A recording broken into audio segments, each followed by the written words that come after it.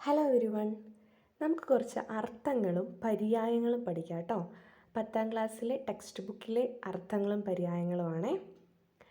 അഹി സർപ്പം, അധ്രുവം ചഞ്ചലം, അഹംബുദ്ധി ഞാനെന്ന ഭാവം, ആമ്രേഡിതം ആവർത്തിച്ചു പറയൽ, ആലോലചേതസ ചഞ്ചല മനസ്സോടെ, കാലാഹി കാലമാകുന്ന അഹി, കാഷ്ടം തടികക്ഷണം, കളത്രം പത്നി, ഗളം കഴുത്ത്.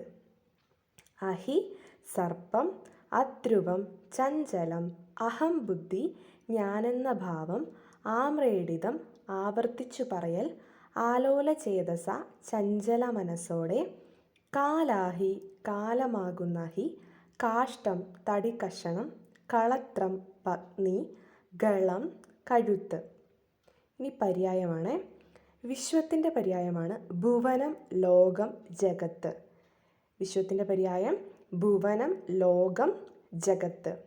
ഗുഹ കന്ദരം ഗഹ്വരം, ഗുഹ കന്ദരം ഗഹ്വരം. വള്ളം വഞ്ചി, തോണി, നൗക. വൃദ്ധൻ ജീർണൻ, ജഡരൻ, വയോധികൻ. വൃദ്ധൻ്റെ പര്യായങ്ങൾ ജീർണൻ, ജഡരൻ, വയോധികൻ.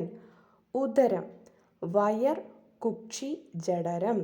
ഉദരത്തിൻ്റെ പര്യായങ്ങൾ വയർ, കുക്ഷി, ജഡരം.